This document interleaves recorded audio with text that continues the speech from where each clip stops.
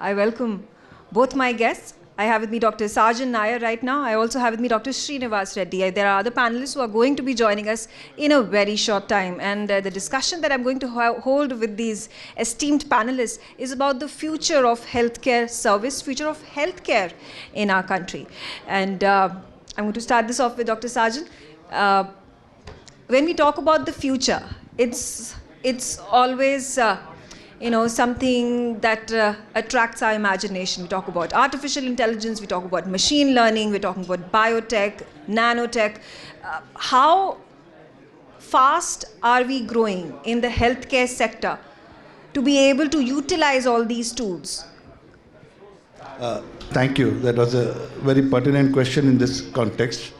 If you ask me, last 10 years, India has been growing very fast. The best example is UPI. You have to travel to Dubai and Singapore to understand what difference UPI makes into our country. Now we are moving into UHI, that is a health interface. The beauty of this thing, what I see 10 years down the line, there will be two things which will happen to India. One, we will have hospital without walls. And second, people will talk about wellness, not illness. The way things are coming in. And I will tell you why. And finally, there will be, what I see as a country is a lot of public-private partnership happening, and for the good of the things. Now, when you talk about hospital without walls, or you talk about wellness rather than illness, the whole gamut of things are coming into play, right from digitization to medical colleges, interoperability, 5G accessibility, people changing their way. One thing which you have to understand in the whole gamut is that the health which reached to the last mile. The villages very far off will be having accessibility to health and all those things. And basically, this will be run to the digital revolution. That's where I see India is. Okay. Digital revolution, how do you think is India faring as compared to the rest of the world? US, Europe, even in China? Yeah. So if you look at the health sector, let's start with the health sector of England, NHS, which was so well talked about. It is collapsing, honestly. America has its own problems.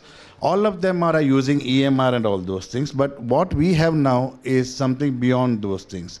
We are going to community practice. We are getting into telemedicine. So we have taken the last mile, the best of all the things, and implementing this ABDM, that is Ayushman Bharat Digital Mission, and the e-satellite things, Sanjeevani's, so which are much, much ahead of things, because a lot of interoperability is going to be there.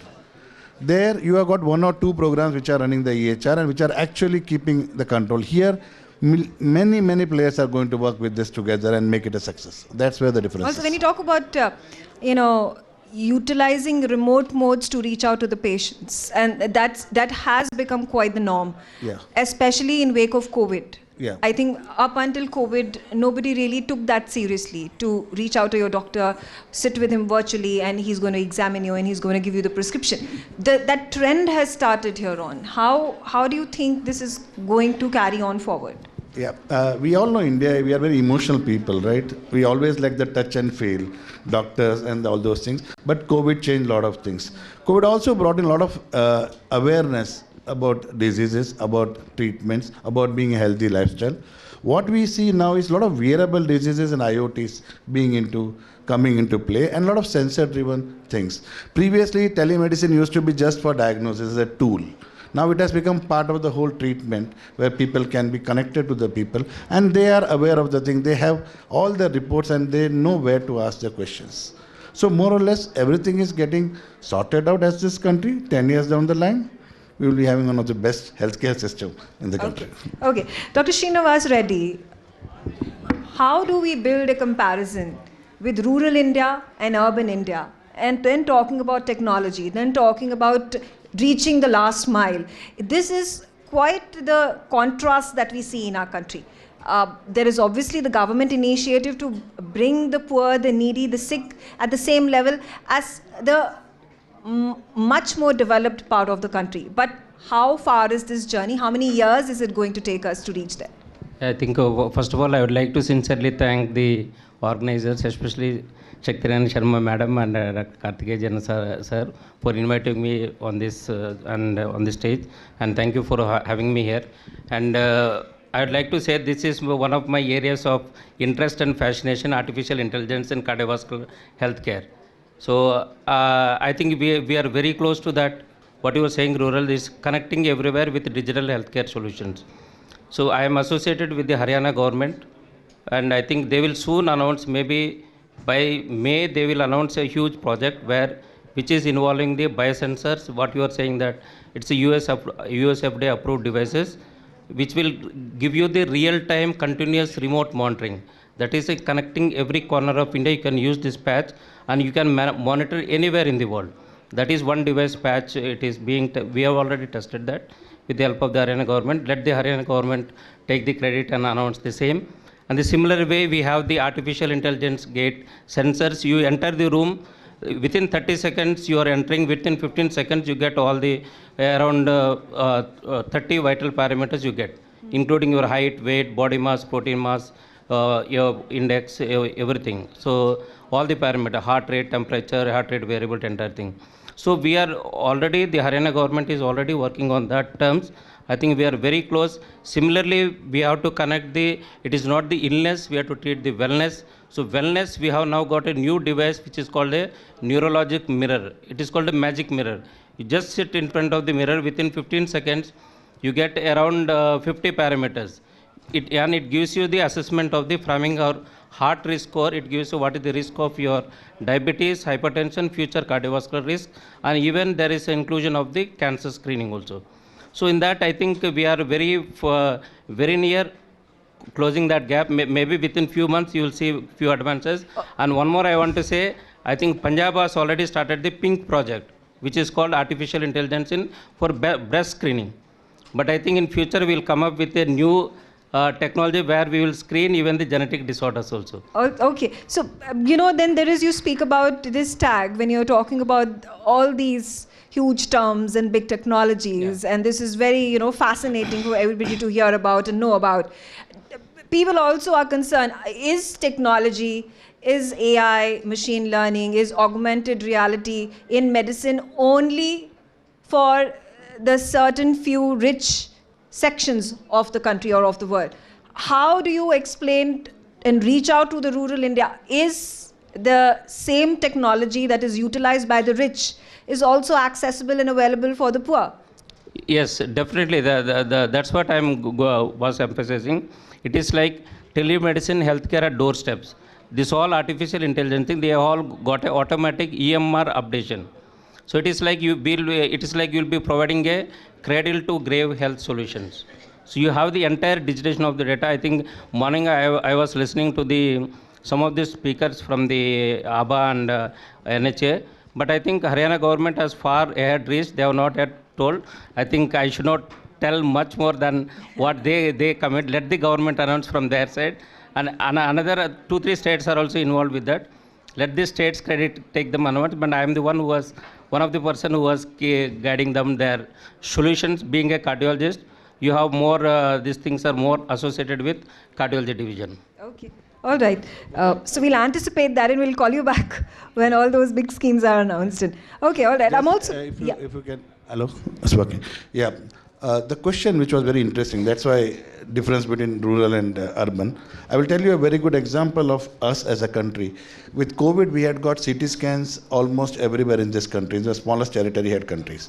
And India as a population has got 13 to 14, 15% of population, which are geriatric or more above 55, 60. Although also we are a huge country of diabetic burden. Now, strokes and heart attacks are common in this country. Indian artificial intelligence used, or you can say AI integrated software, has been put in many hospitals in Gujarat with a central server where any person in the remote state has a headache or a convulsion, goes into the CT, reports come in, you have to push, the report is available with the doctor, treating doctor within 10 minutes. And you always intervene, you can intervene also. A stroke is prevented, morbidity is prevented, mortality is prevented. That's the level at which this country is working. And talking about affordability as well. So it has to be the same parameters for the poor if they are looking at treatment at the same level, at the same level playing ground as the urban. yeah, so this insurance scheme which has been launched by the government, it has, imagine a city like Anand, that's where I have a small hospital there. It's a population of 5 lakhs. How many cath labs would be there? You tell me. 9 cath labs in the last things. Every poor is getting the treatment. He's getting on the same cost, and in fact, he doesn't have to pay anything, and everything is on a equal grounds. Now, the beauty of this scheme is, if 9 cath labs, all of them want to give quality, then only they can survive. That's where the whole beauty comes in, where you have got equality, cost, and everything taken care of. Okay, that's an interesting aspect. I also have with me Dr. Sajan Nair. Dr. Sajan Nair, oh, sorry, beg your pardon. Dr. Anupam Sibal. Yeah. Yes.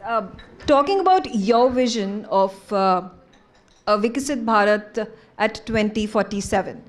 And healthcare is perhaps the most important, most integral, crucial element for India to become a progressive, a more developed, a more welfare country, welfare economy.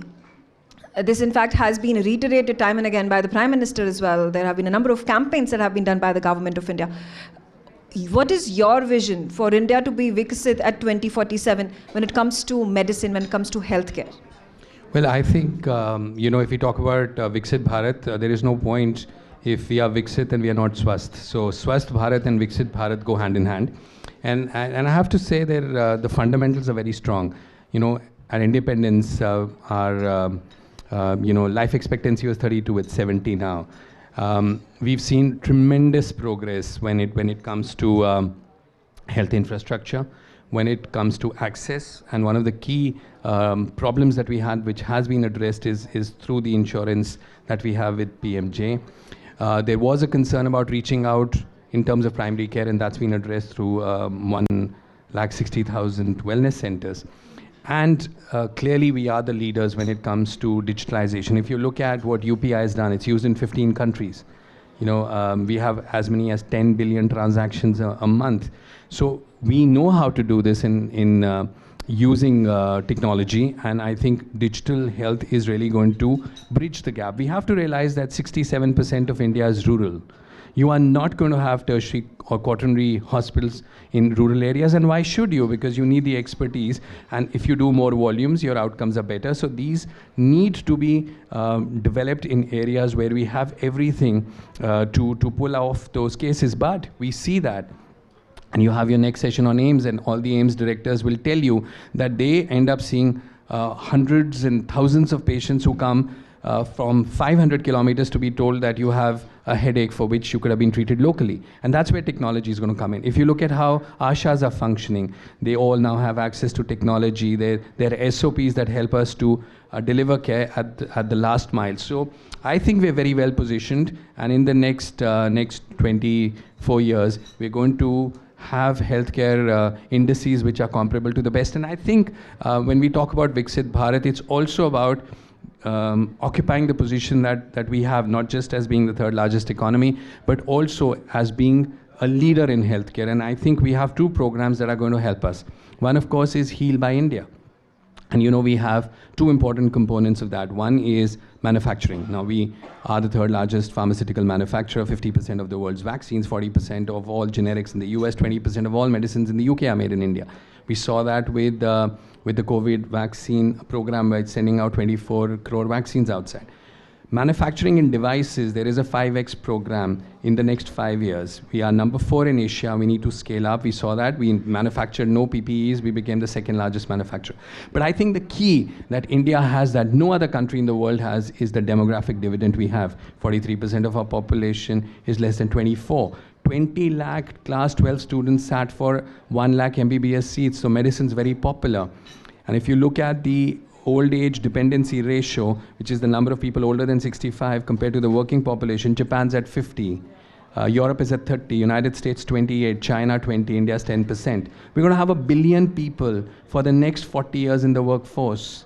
And we can produce enough doctors, enough nurses, enough healthcare professionals to meet not just the needs of India but the world. There's a 13 million shortage by 2030 according to the WHO. OECD needs 750,000 doctors. And you know, the prestige, the respect that Indian health professionals have globally is well recognized. Every 7th patient in the United States is seen by an Indian doctor. Yeah, but that's also, you know, the juxtaposition of the doctor studied from India or working abroad, living abroad, even gotten degrees from abroad, is the fact that they have continued to stay in UK or US or any other part of the world. Is there going to be, you know, a reverse migration that can be seen with India becoming such an important integral, you know, a place where you have the 1.4 billion people living over here, and therefore can that reverse migration happen where the best of the world's doctors, which are actually Indians, are coming and sitting over here in India, in Delhi, in Mumbai, or in any other part of the country, and then there is medical tourism happening, flowing into India? Absolutely. I think the reversal of the brain drain happened a few years ago. You know, I graduated in 91 and 120 of my batchmates out of 180 went abroad, right? And now we produce 100,000 plus doctors. Guess how many applied to go abroad in the last 2 or 3 years? Less than 3,000.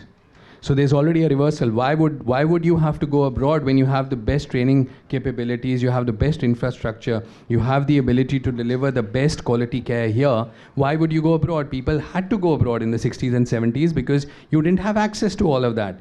So now people don't go abroad. And you know, GAPIO, which is the Global Association of Physicians of Indian Origin, and there are 1.4 million doctors of Indian origin in 56 countries. We get so many requests from doctors who are working there wanting to come back and contribute, whether it's in teaching, whether it's in training. So I think when you perform at a very high level, which we are, when our outcomes are comparable to the best in the world, and our cost is 1/5 to 1/10, we have the potential to become the global destination for medical value travel. You're seeing that 150 countries patients come here. You saw, and it's not just about allopathic care. I have to talk about holistic care. I must add Ayurveda.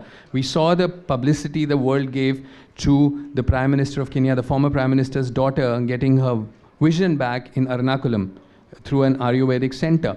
So we have the richness of the Western medicine, Eastern wisdom, Eastern medicine, and when you put this magic together, no one can come close. Dr. Sarjan, we've talked about so many goals that we want to achieve. The government has announced so many schemes. There is the insurance scheme particularly that has garnered a lot of talk and helped a lot of people as well. But when we are talking about, you know, there is this dream, this goal that we want to achieve, and then there is this entire journey that you want to create and then finish till the goal. How do you build that? Because, okay, we talk about Ayurveda, we talk about homeopathy, but these are still not so popular concepts in the rest of the world. So how do we tread that path to create this narrative, create this pattern to tell the world what it really is? So we are talking about holistic care, right? And this country talks about all this Unani, homeopathy, Ayurvedic coming together and making a difference. It has already been inbuilt into the system by the government, starting the Ayush ministry. So now they are one of the leaders as far as giving alternative treatments are concerned. On the allopathy part, we already got 751 medical colleges as of now today. So even the remotest of the specialists you will find everywhere. Regards Ayush Ministry, they are working hand in hand. It is also part of the insurance. There are a lot of awareness which is created across the world about Ayurveda and homeopathy, in fact, and a lot of wellness centers have come, which is also one of the things, like he says, 131 people from countries are coming to India to just get into that wellness program. Only thing which a lot of people get attracted to the wellness program only for the spas and the massages. This is what the perception of, you know, a number of people would come, I mean, and they would meet me and they would, we want to go for an Ayurvedic massage and an Ayurvedic spa treatment. I think things are changing. If you go to Kerala, in fact, you know, Kerala is one place where I have been to Kerala. There are Gujarat, there are 2 places where it is pure treatment protocol. You have to go through 15 days. Obviously, there is always a glamour and feel good factor about it, but then you have to go to the treatment. They are actually actually created treatment for a lot of diseases. Even some of them are doing very well with cancers, because when you're we can build on that glamour factor that is being sold by Ayurveda and then move but forward. but there is a science also there, so it's not pure glamour. It's not pure glamour, and a lot of institutes are together working with the government. And the best important thing is people have started accepting all of them together. Earlier, even the medicos which we had old doctors who were not ready to accept Ayurveda or homeopathy. Now the younger generation is ready to adapt, ready to understand that there would be some goodness in them. So all and all, it becomes a very good issue. Okay, all right. Very short on time. I would have wanted to carry on this conversation, but I thank all of you for joining me on this show, on this platform. And it's been a great pleasure to host you over here on NewsX. This is the Sushruta Award. Thank you very much. For more such videos, subscribe to the NewsX YouTube channel, hit the bell icon.